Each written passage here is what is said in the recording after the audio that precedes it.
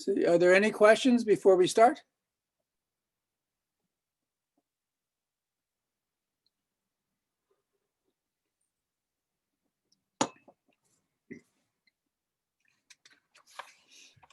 Professor, did you finish grading the exams already?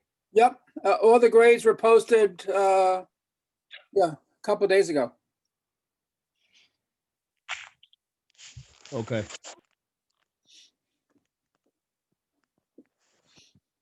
Okay, so exam 2, question 1 had 2 parts. First, we have this function, oops, x squared plus 2.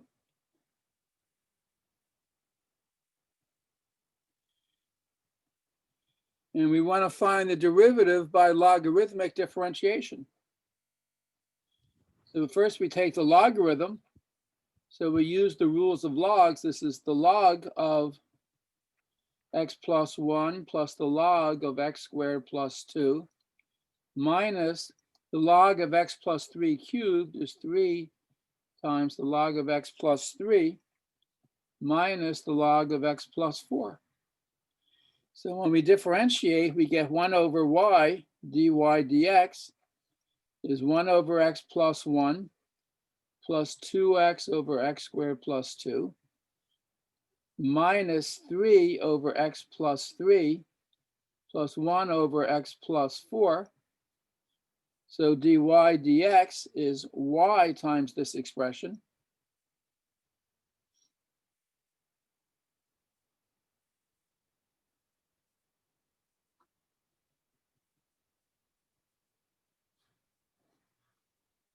And that's the answer.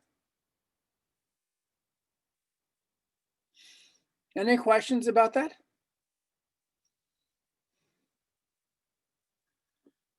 Part B was to use implicit differentiation to solve the equation 5x squared y minus e to the y equals 11. So when you do implicit differentiation, you get the derivative of 5x squared, which is 10x times y, plus 5x squared times dy dx, minus the derivative of e to the y with respect to y, which is e to the y dy dx, is the derivative of 11, which is 0.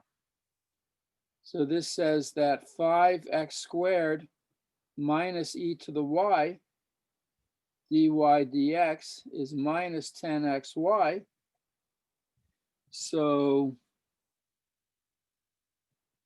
dy dx is minus 10xy over 5x squared minus e to the y, or you could reverse it if you like. It's completely up to you. 10xy over e to the y minus 5x squared. They're the same thing, but that's the solution.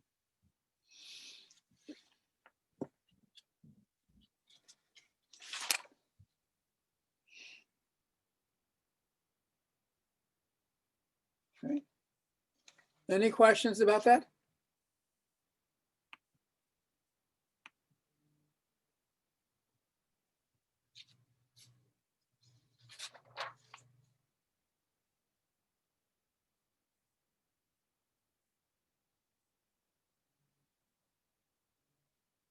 Problem 2 is to find the absolute extrema of a function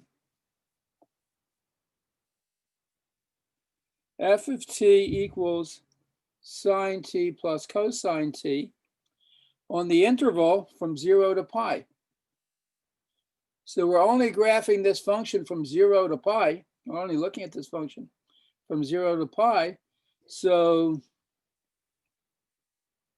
the absolute extrema can occur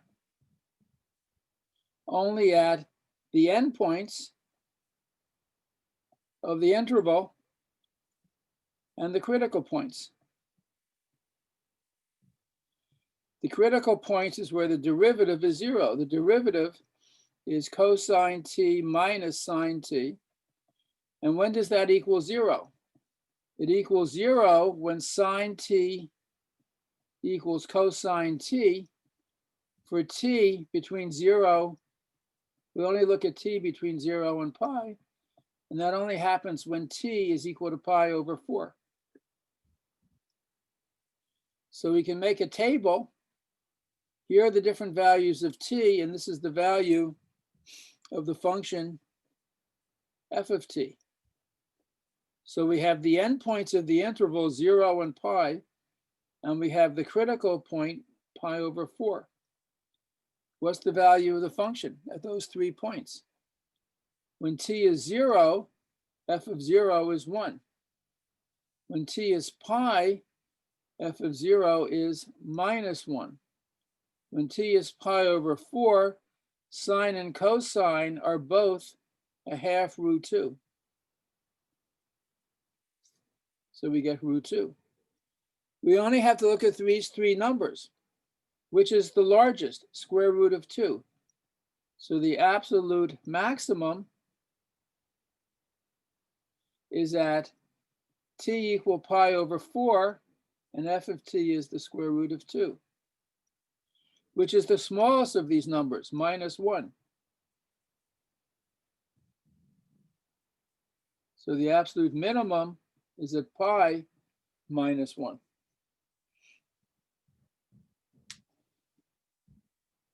Okay. Any questions?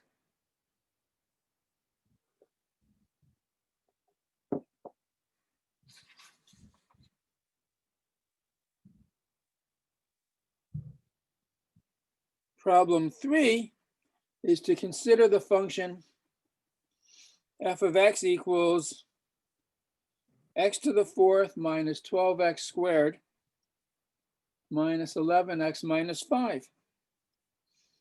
And we want to find where it's concave up and down and where it has inflection points. And that information all comes from the second derivative. The first derivative is 4x cubed minus 24x minus 11. The second derivative is 12x squared minus 24, which is 12 times x squared minus 2.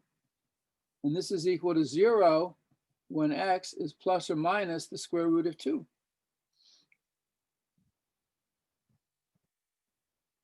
So the points where the second derivative is 0, it's at these points. If the absolute value of x is greater than the square root of 2, then f prime of x, this is going to be bigger than 24 minus, bigger than 0. The absolute value of x is less than the square root of 2, then the second derivative is negative. So therefore, the curve is concave down in this interval, x between minus the square root of 2 and plus the square root of 2. The curve is concave up on the interval from minus 2 to infinity, and from minus infinity to minus the square root of 2. Sorry, square root of 2 to infinity, and from minus infinity to minus the square root of 2. And we have inflection points at x equal plus or minus the square root of 2.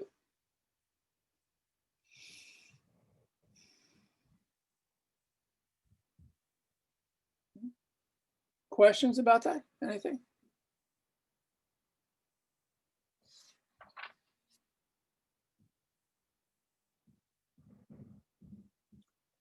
Problem 4 is to find the critical numbers of the function f of x equals 2x cubed minus 15x squared plus 25.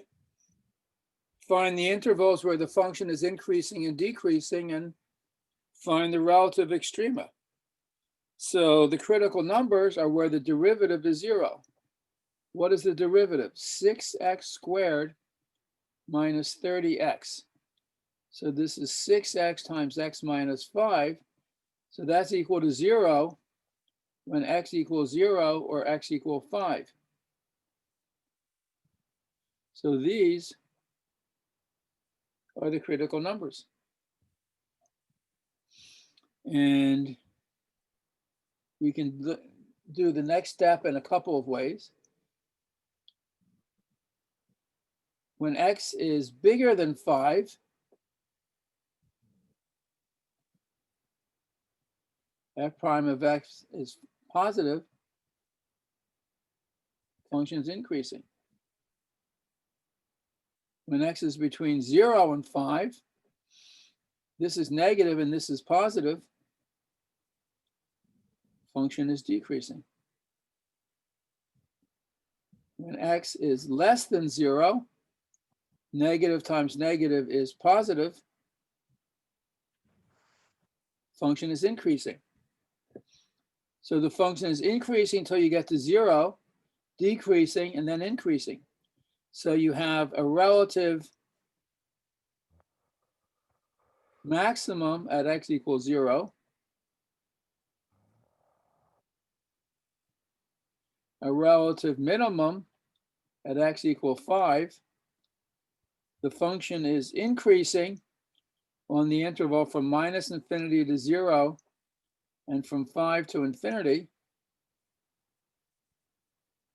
And it's decreasing on the interval from 0 to 5.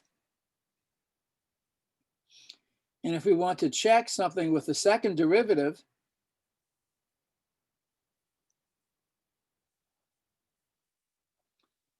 the second derivative is 12x minus 30.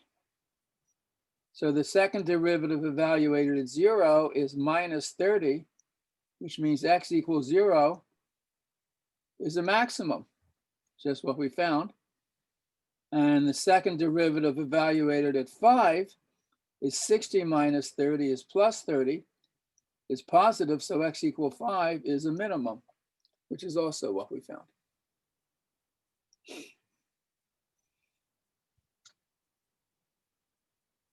Okay, questions?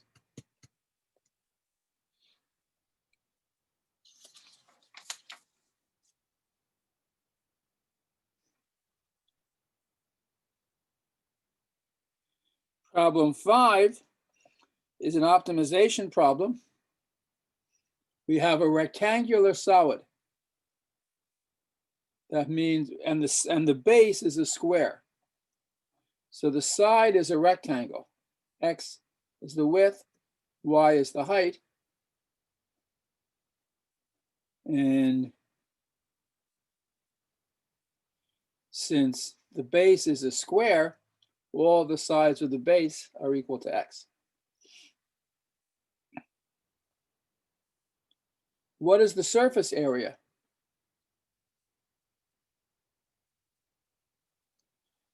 The surface area of a rectangular solid is what? Well, we have a square top and bottom. Square of side X has area X squared, and there's a top and a bottom, so there are two of them. Each vertical face is a rectangle, has area XY, and there are four faces, front, back, left, right. So that's the area of the rectangular solid. And we're told that the area is 54. And the problem is to maximize the volume of a rectangular solid that has this surface area. What is the volume? The volume is the area of the base times the height. And we want to maximize this.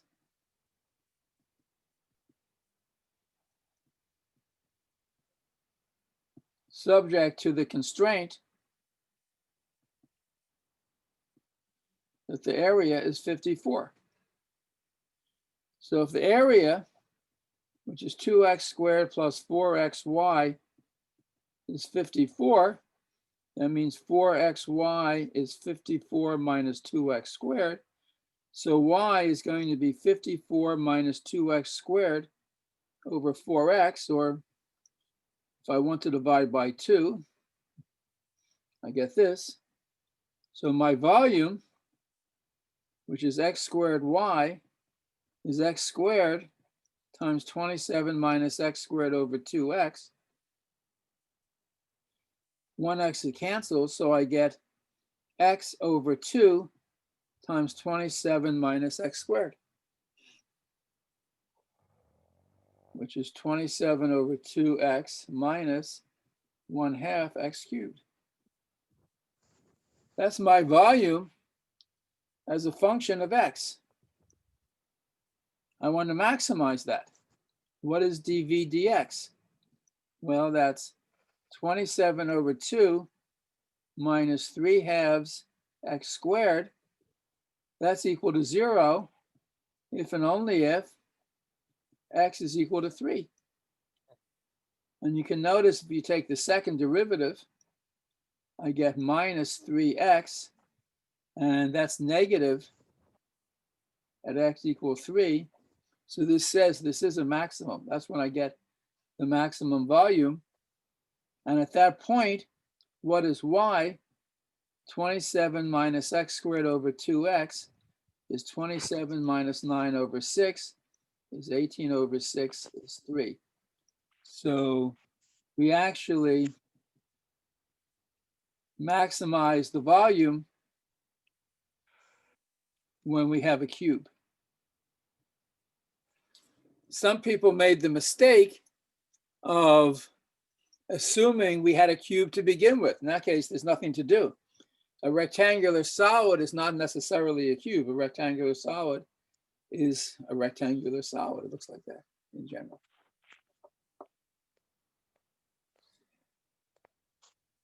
Questions about this?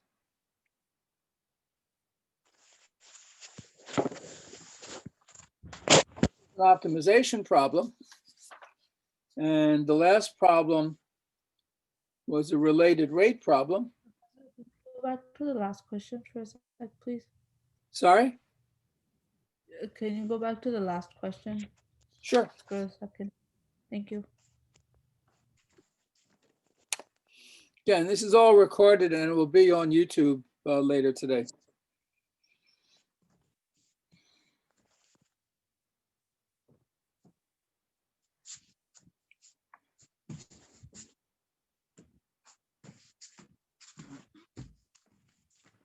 Thank you. Okay. In problem 6, we have a right triangle with sides x and y and hypotenuse z. And everyone knows the Pythagorean theorem, x squared plus y squared equals z squared, gives a relationship between x, y, and z. We're told that the side x is increasing at a rate of 2 centimeters per second, and the side y is increasing at a rate of 3 centimeters per second. So as x gets bigger and y gets bigger, the triangle gets bigger, which means the area is getting bigger, and of course the hypotenuse is getting bigger. What's the area of the triangle? It's a half xy, 1/2 the base times the height. So we want to find how fast the triangle's area is increasing when x is 6 and y is 7. So dA dt is 1/2 derivative with respect to time of xy. So that's 1/2 dx dt times y plus x dy dt by the product rule, which is 1/2 dx dt is 2 and dy dt is 3. So this is 3/2 x plus y. And what is that equal to when x is 6 and y is 7? 3/2 times 6 plus 7, which is 9 plus 7, which is 16. So the area is increasing at a rate of 16 square centimeters per second. And what about the hypotenuse? Well, we have the relation z squared is x squared plus y squared. And we want to find dz dt when x is 6 and y is 7. So we can differentiate with respect to t. We get 2z dz dt equals 2x dx dt plus 2y dy dt. And in other words, z divided by 2, dx dt is 2, dy dt is 3. So dz dt is 2x plus 3y over z. X is 6, y is 7. What is z? So z is the square root of 6 squared plus 7 squared. That's just the Pythagorean theorem. That's the square root of 36 plus 49, which is square root of 85. So z is the square root of 85. 2x is 12. 3y is 21. So dz dt is 33 over the square root of 85.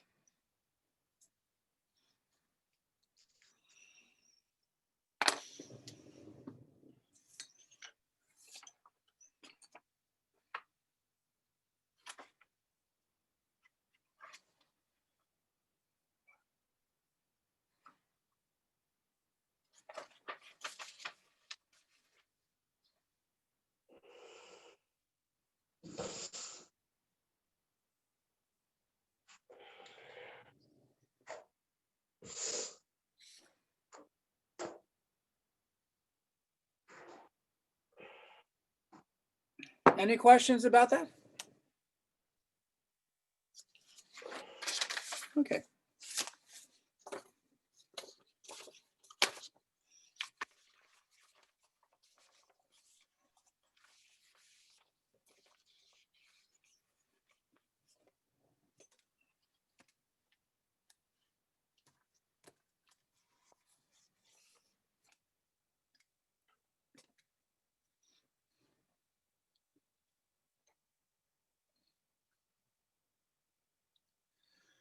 So we say that first year calculus has two topics, differentiation and integration. And in the first semester, most of what we do is differentiation. In the second semester, most of what's done is integration. But we do a little bit of integration this semester and start now. Yes. Is there a question? ¿Por qué? Sorry? Give me a sec.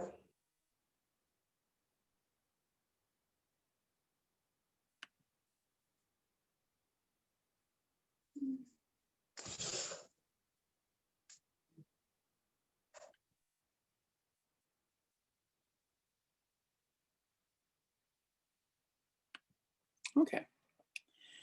So this is section 5.1.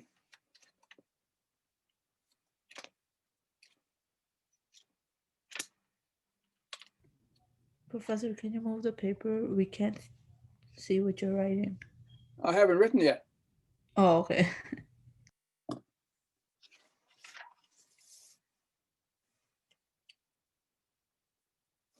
So you can think of this as a game. We have the derivative game. In the derivative game, I give you f of x. You give me f prime of x. So if I give you the function x, what is the derivative?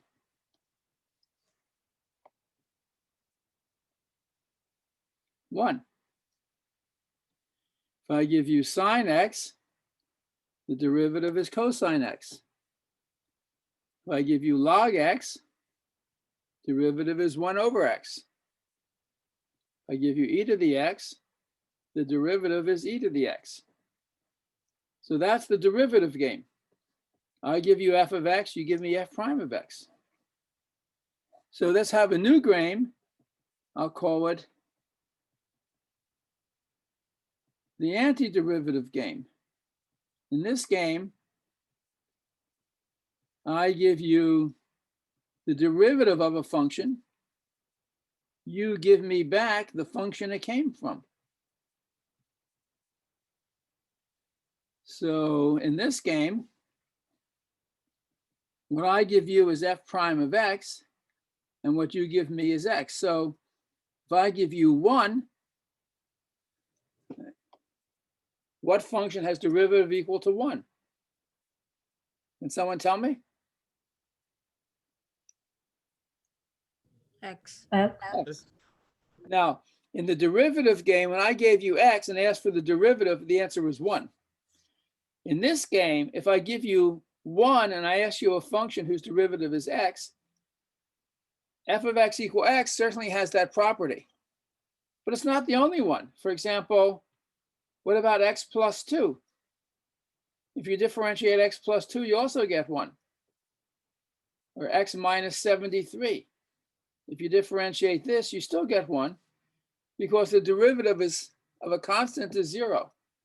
So one should say, to be very precise, a function usually always has more than one antiderivative. If you take any particular antiderivative and add a constant to it,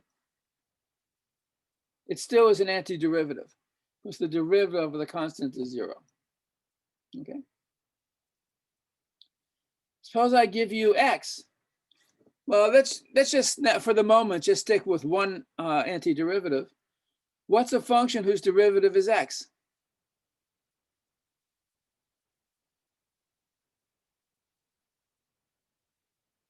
Any suggestions?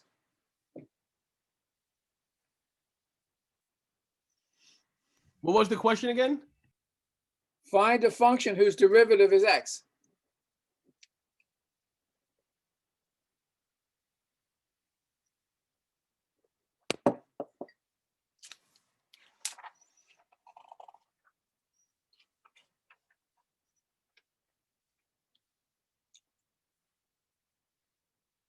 I'll make it easier. Find a function whose derivative is 2x. X squared. X squared. Because the derivative of x squared is 2x. So find a function whose derivative is x. 2x. Well, the derivative of 2x is 2, not x.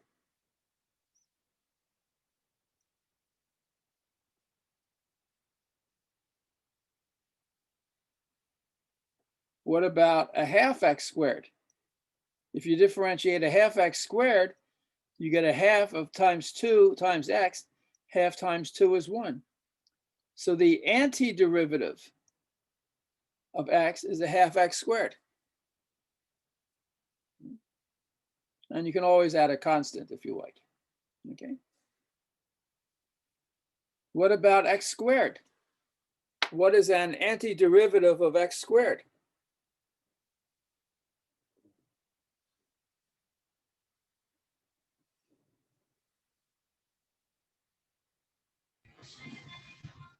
Oh, 1/3 x cubed.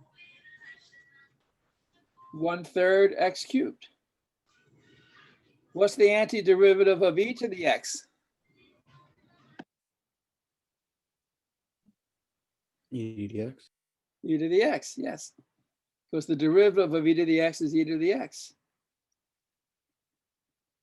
What's the antiderivative of sine x? Negative cosine x. I think. Excellent. Negative cosine x. Because the derivative of the cosine is minus the sine. So the derivative of minus the cosine is plus the sine. Okay. So That's the antiderivative game. The antiderivative of a function is a function whose derivative is the given function. And another name for antiderivative is indefinite integral. And the notation is the following. So the notation for the antiderivative of a function of x is this curly symbol. It's like an elongated s, f of x dx. This is the antiderivative or the indefinite integral of f of x. So this is just the notation. This just means a function whose derivative is f of x. So the antiderivative of x dx is a half x squared, because the derivative of a half x squared is x. And again, I could add a constant to this. The derivative of a half x squared plus c is x, because the derivative of c is 0. The integral of sine of x dx is minus the cosine of x plus a constant, because the derivative of this is derivative minus the cosine is the sine. What about the integral of 1 plus x dx? What is that equal to? This means find a function whose derivative is 1 plus x. And you might say, okay, let's do it step by step. What's a function whose derivative is 1? X has that property. What's a function whose derivative is x? A half x squared. And we can always add a constant. So the integral of 1 plus x is x plus a half x squared plus c.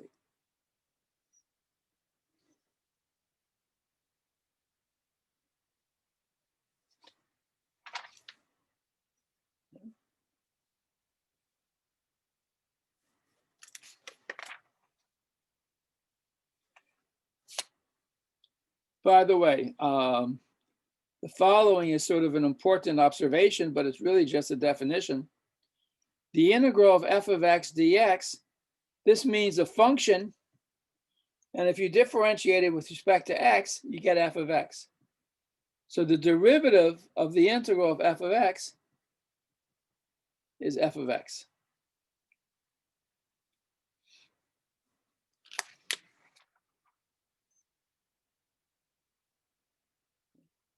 So in some sense, if you take a function, find its antiderivative and differentiate it, you get back the original function. And that's all this says. But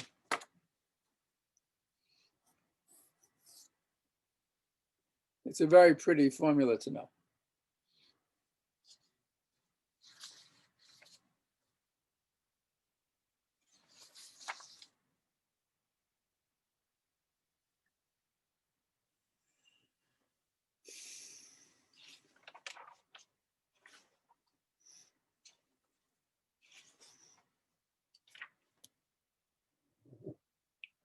Okay. So a lot of what we will do for the last few weeks of the term is learn how to integrate. That means learn how to compute these indefinite integrals. And every differentiation formula corresponds to an integration formula. So we know the derivative of the tangent of x is secant squared x. So that means the antiderivative of secant squared x is tangent x.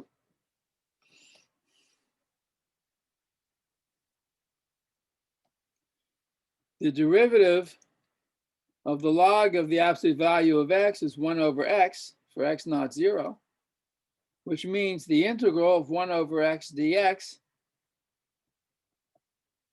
is the log of x.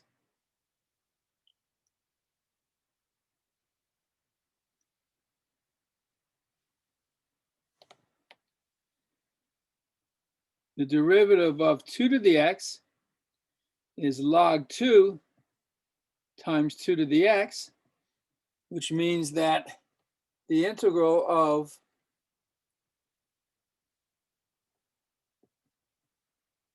log 2 times 2 to the x is 2 to the x, or another way of saying that is the integral of 2 to the x dx is 1 over log 2 times 2 to the x.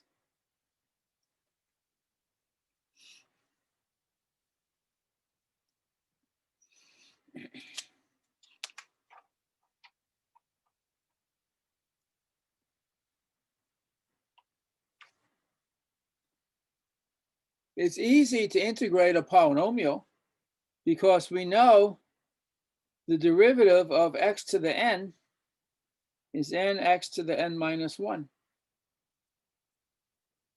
which means that the integral of nx to the n minus 1 is x to the n. If n is different from 0, this is the same as saying the integral of x to the n minus 1 dx is 1 over n x to the n plus c. Right? This is really the most used integration fact. So if you had to integrate in the integral of x to the 7 dx, if you integrate x to the 8, you get 8x to the 7, you're off by a factor of 8.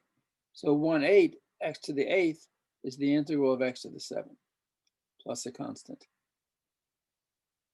So for example, that.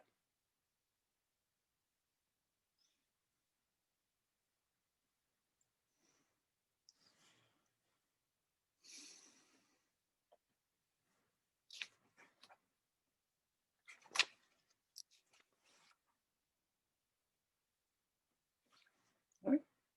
Questions about this? So you should now be able to integrate any polynomial. Suppose I have the polynomial 5x to the 4th minus 8x cubed plus 2x squared plus 3x minus 10. And I want to integrate that. I mean, it looks hard, but this means find a function whose derivative is equal to this. And I could do this term by term. I mean, if I can find a function whose antiderivative, whose derivative is 5x to the 4th, minus a function whose derivative is 8x cubed, plus a function whose derivative is 2x squared, plus a function whose derivative is 3x, minus a function whose integral is 10, I'd be done. What function, when you differentiate it, gives you 5x to the 4th? Well, x to the 5th. The derivative of x to the 5th is 5x to the 4th. What's a function whose derivative is 8x cubed? Well, 2x to the 4th. Differentiate this, you get 8x cubed. What's a function whose derivative is 2x squared? If I differentiate x cubed, I get a third x squared. So 2/3 x cubed, if I differentiate that, gives me 2x squared. A function whose derivative is 3x is 3/2 x squared. A function whose derivative is 10 is minus 10x plus a constant. So this is the integral of the polynomial. Here's a polynomial. You integrate or find the antiderivative term by term, and it works out.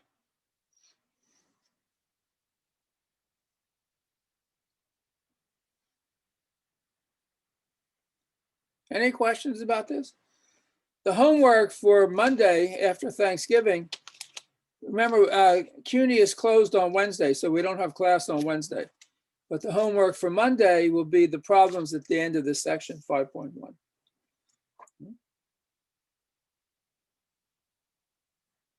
What about something that looks complicated? The integral of square root of x dx.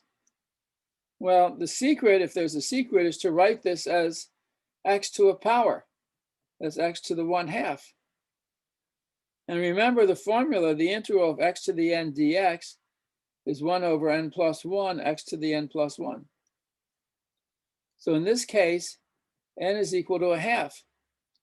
The integral of x to the 1/2 dx is 1 over 1/2 plus 1, x to the 1/2 plus 1.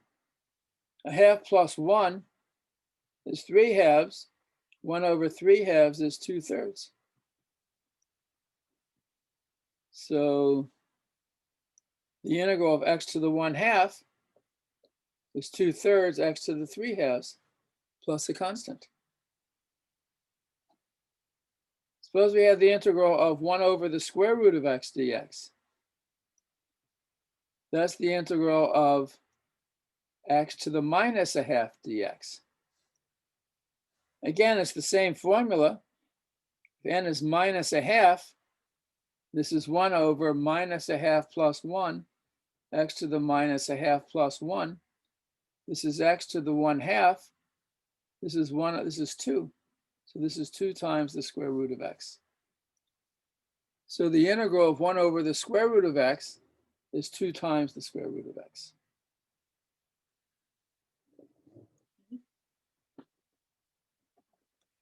So this process of computing integrals or finding antiderivatives is just something you have to get used to.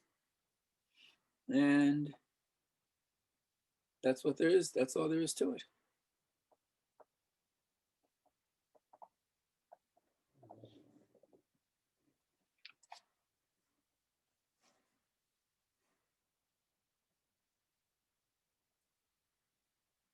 Now, there is a lot of skill involved in doing integrals.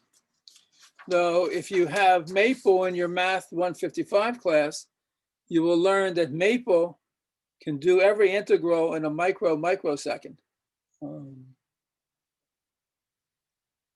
But to do it by hand, that takes some skill.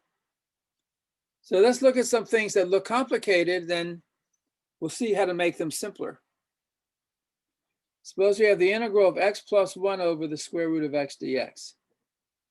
That does look complicated. But let's write this as 2 fractions. This is the integral of x over the square root of x plus 1 over the square root of x. And the integral of the sum is the sum of the integrals.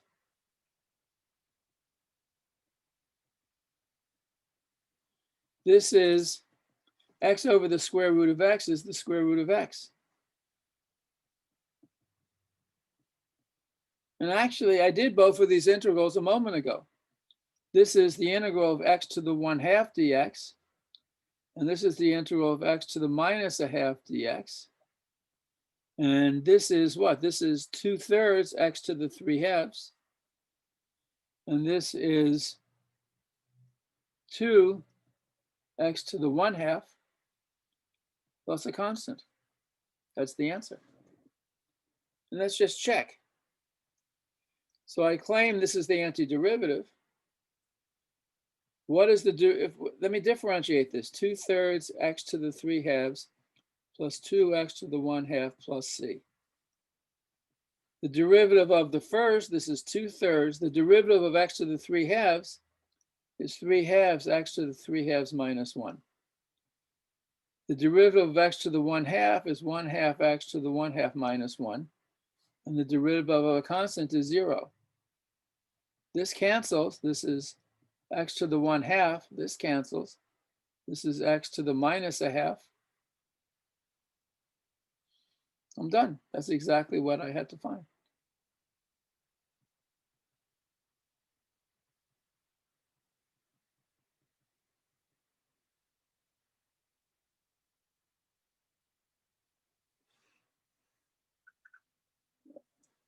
just write this neatly.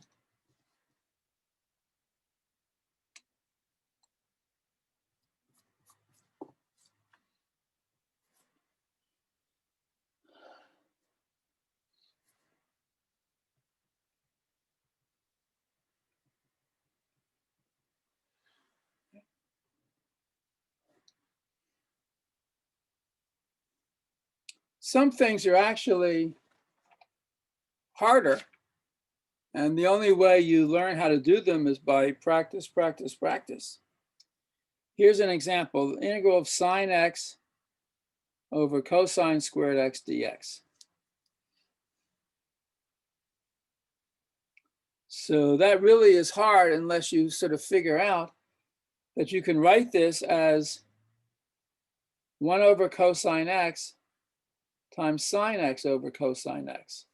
Because cosine times cosine is cosine squared. 1 over the cosine is the secant. Sine over the cosine is the tangent. And you may or may not remember that the derivative of the secant is secant times the tangent. So this integral equals secant x plus c.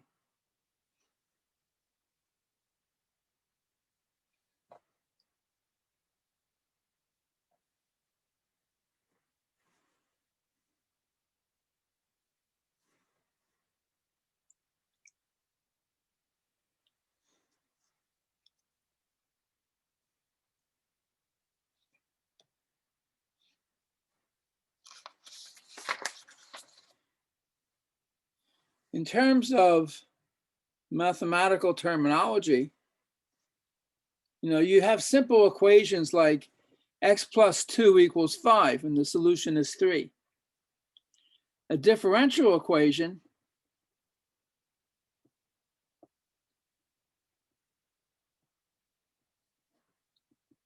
is an equation in which the unknown quantity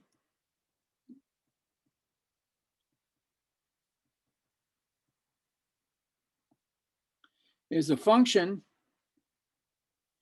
and the equation includes derivatives of the function. So for example, find the function y equals f of x if dy dx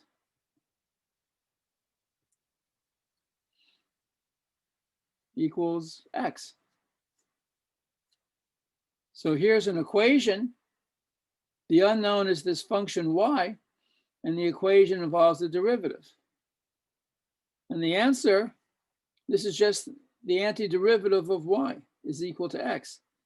So y, or f of x, equals a half x squared plus a constant.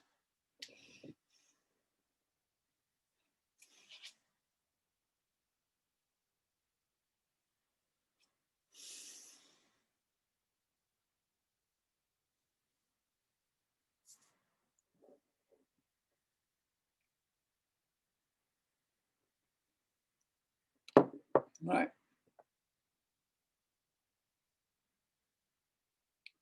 And especially when we're dealing with differential equations, we always have the idea of a general solution and a particular solution involving some particular or initial condition. So the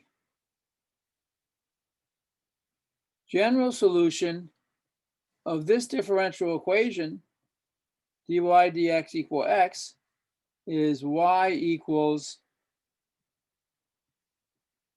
a half x squared plus c.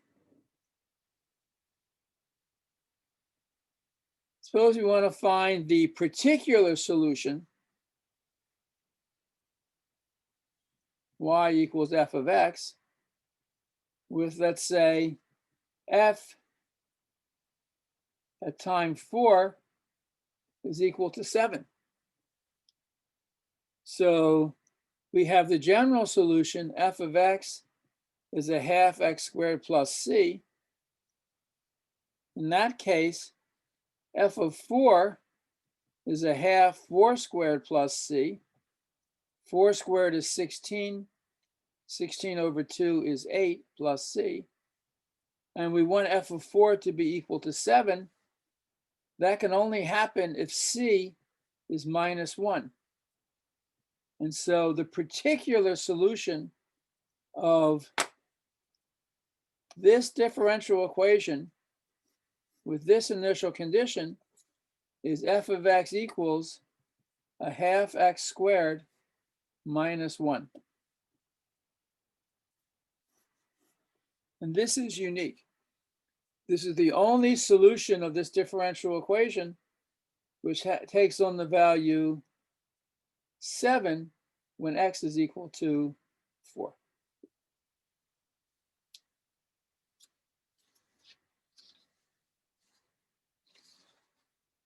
And if any of you go on to study science, physics, biochemistry, chemistry, there are many scientific problems that are stated in terms of differential equations.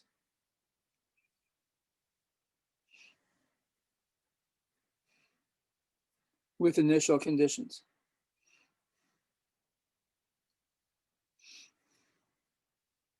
Let's look at another example.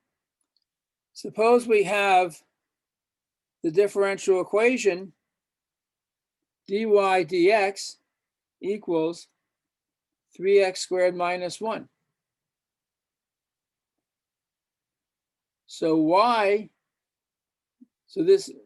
So the derivative of y is 3x squared minus 1. So y is the antiderivative or the integral of 3x squared minus 1. And what's an antiderivative of 3x squared minus 1? Well, if you differentiate x cubed, you get 3x squared. If you differentiate, x cubed, you get 3x squared. If you differentiate x, you get 1.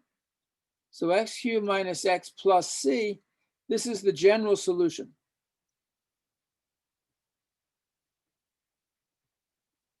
What does this look like? Suppose we take c equals 0. So the equation is y equal x cubed minus x. See, that's x times x squared minus 1. That's x minus 1, x plus 1. That's the cubic curve, which has zeros at minus 1, 0, and 1. It looks like that. So as I take z equal to 2, I get y is x cubed minus x plus 2. It's exactly this curved, but pushed up 2 units. Or if c is minus 3, y is x cubed minus x minus 3.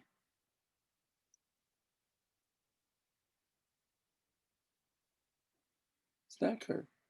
So we get this whole family of curves in the plane, which correspond to solutions of this differential equation for different initial conditions.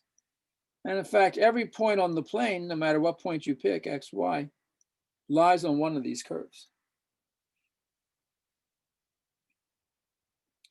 Suppose we want to find the particular solution with f of 2 equal to 4. So we want to find the curve that goes to the point 2, 4. So we have f of x in general is x cubed minus x plus c. So f of 2 is 2 cubed minus 2 plus c is 8 minus 2 plus c, or 6 plus c. And we want to find the value of c such that f of 2 is equal to 4.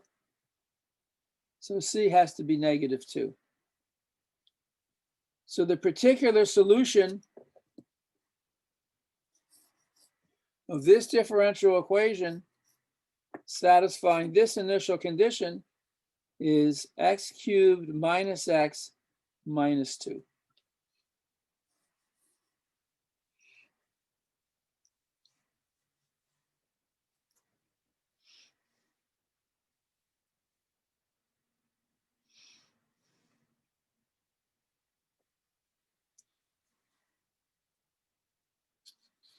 Okay.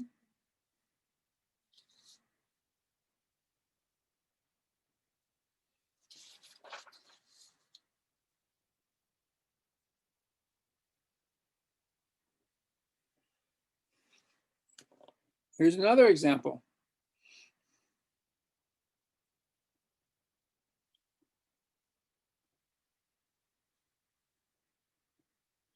Find the general solution of the differential equation f prime of x equals e to the x, or dy dx equal e to the x.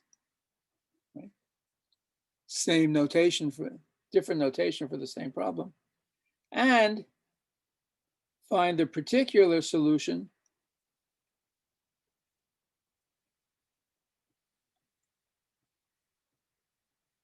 satisfying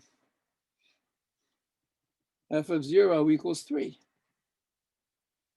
So f prime of x equal to the x, that means we want to find f of x is the integral of e to the x dx, the antiderivative of e to the x, which is e to the x plus a constant. That's the general solution. And f of 0 is e to the 0 plus c, which is 1 plus c. That's going to be equal to 3, then c equals 2. So the particular solution is f of x equal e to the x plus 2.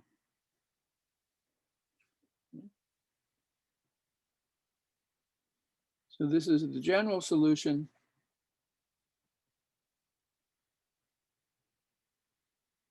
And that's the particular solution.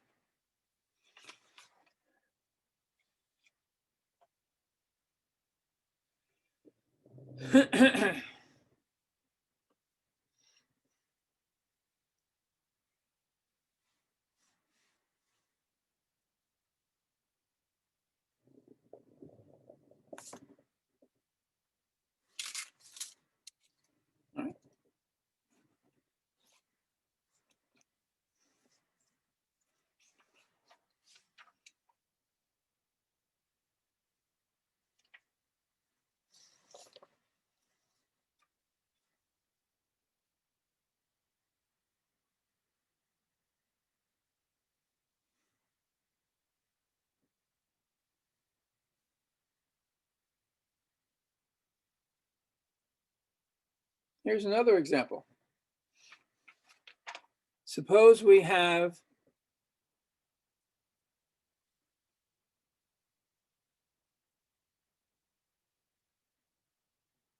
the differential equation h prime of t. So now the variable is t and the function is h. H prime of t is 8t cubed plus 5. And we have the initial condition that h of 1 is minus 4. Find the function. So this says that h of t, if the derivative is 8t cubed plus 5, then h of t is the antiderivative of 8t cubed plus 5. If you differentiate t to the 4th, you get 4t cubed. And if you multiply that by 2, so 2t to the 4th, if you differentiate 2t to the 4th, you get 4 times 2, that's 8t cubed, plus 5t, if you differentiate 5t, you get 5, plus a constant. That's the general solution.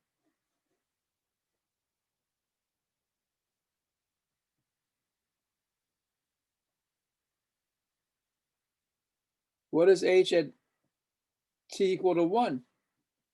2 times 1 to the 4th plus 5 times 1 plus c. This is 2 plus 5 is 7 plus c.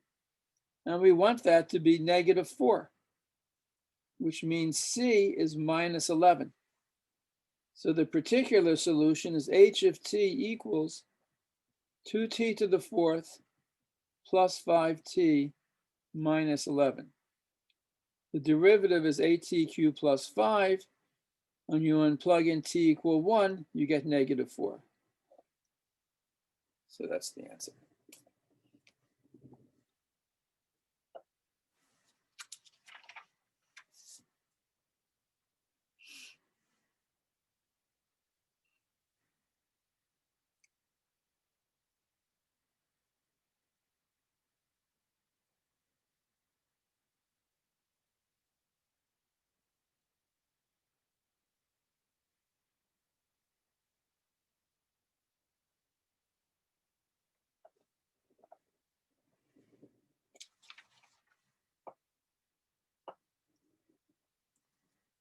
Now, sometimes you have to solve, you have a question like this.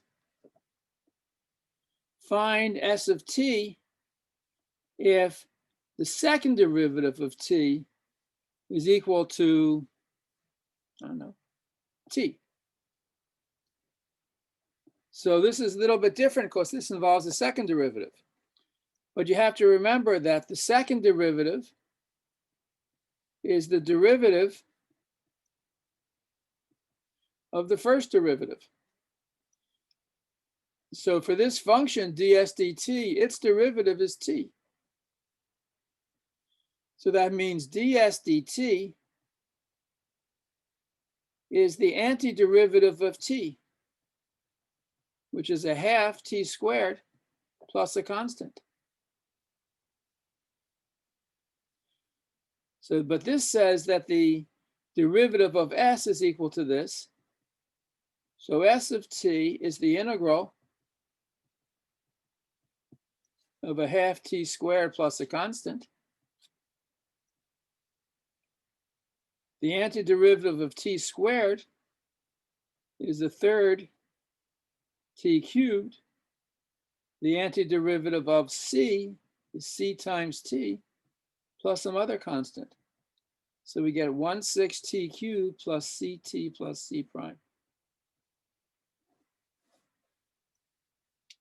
So for any choice of the constant c and c prime, we get a function whose second derivative is equal to t. So this is, and this is very important in science, in physics, and many other places. You deal constantly not just with the first derivative of a function, but the second derivative. And the example we will see many, many times has to do with motion.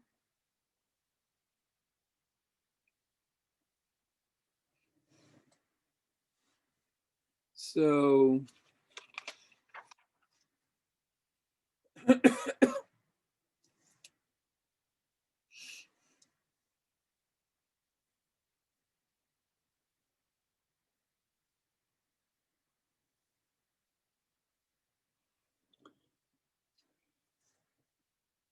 so if you throw a ball or some particle, any object, into the air, and if s of t is the height at time t, the acceleration, which means the second derivative, is due to gravity in feet per and second units, it's minus 32 feet per second squared. So suppose you throw a ball into the air with an initial velocity, you're going to throw it straight up, initial velocity 64 feet per second, and initial height 80 feet. So remember, s of t is the height at time t. The velocity is the derivative, s prime of t. The acceleration is the derivative of the velocity, which is the second derivative of the position. That's acceleration. So we have a simple problem. So solve the differential equation S double prime of t equals minus 32 with the initial conditions. The velocity S prime of t is 64, the height, sorry, at time 0, and the height S of 0 is 80 feet. So at time 0, you're 80 feet up in the air. You toss the ball straight up with the velocity of 64 feet per second, and you know its acceleration. Find its movement. Right? So S double prime of t, this is the second derivative. This is the derivative of the first derivative. That's equal to minus 32. So S prime of t is the integral of minus 32 dt. That's minus 32t plus a constant. What is the constant? Well, we're told that S prime of 0, of course, when you let t equal 0, you just get c, but S prime of 0 is 64. So c is 64. So the derivative of S of t is minus 32t plus 64. So S of t is the antiderivative or the integral of minus 32t plus 64. The antiderivative of t is a half t squared, and a half times 32 is 16. So the integral of minus 32t is minus 16t squared. The antiderivative of 64 is 64t plus some other constant. And now we use our second initial condition, S of 0. When you let t equal 0, you just get c, and that's equal to 80. So S of t is 60 minus 1 is minus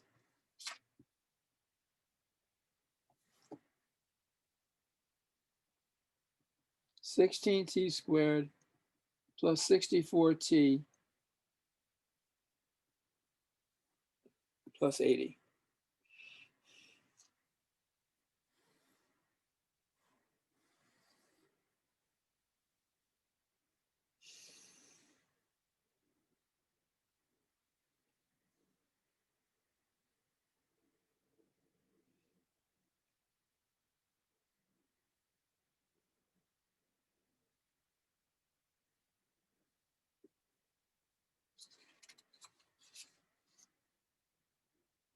Let me just, well, that's fine. So this is the height of the ball at time t. When t is 0, when you start, it's 80 feet up. How long until it hits the ground? Well, when it hits the ground, the height is 0. So you just set this equation equal to 0.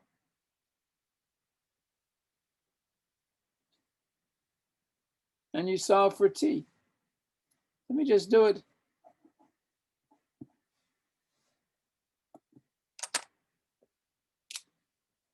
So S of t, which is minus 16t squared plus 64t plus 80, when does that equal 0? See, I can simplify a little bit by dividing by 8 and divide by minus 8. So I have to solve t squared minus 8t, sorry, 2t squared. Oh, actually, I can divide by 16. If I divide by minus 16, I get t squared minus 4t minus 5 equals 0. T plus 1, t minus 5 equals 0. So t equal 5 seconds. So if I want to know after how long a time does the ball hit the ground, The height is 0 when it hits the ground and 0 when t is equal to 5. There's also a negative solution, but you can't go backwards in time. So it hits the ground at time 5. All right. Well, that is the lesson for today, section 5.1. It really is very, very, very, very important. And I would encourage you to spend as much time as possible over this long Thanksgiving break. It's a week long for us. Studying, well, first you should review the exam. And if you have any questions, you can ask me on next Monday. But also spend a lot of time understanding the idea of an indefinite integral or antiderivative and solving some problems like we've covered today, all of which are on the homework. So really, there's a relatively small number of homework problems for this section, maybe 12 or 13. And really, you should do them all because it really is very important. After today, we have 3 more lessons about integration, and then there's a review for the final, and then we are done. Our last class is on the 7th of December. Okay. Are there any questions about anything we've done today? Okay. If not, have a good holiday, everybody. Wear your masks, stay healthy. Keep your friends and family healthy by wearing masks. And I'll be back on Monday. Bye all.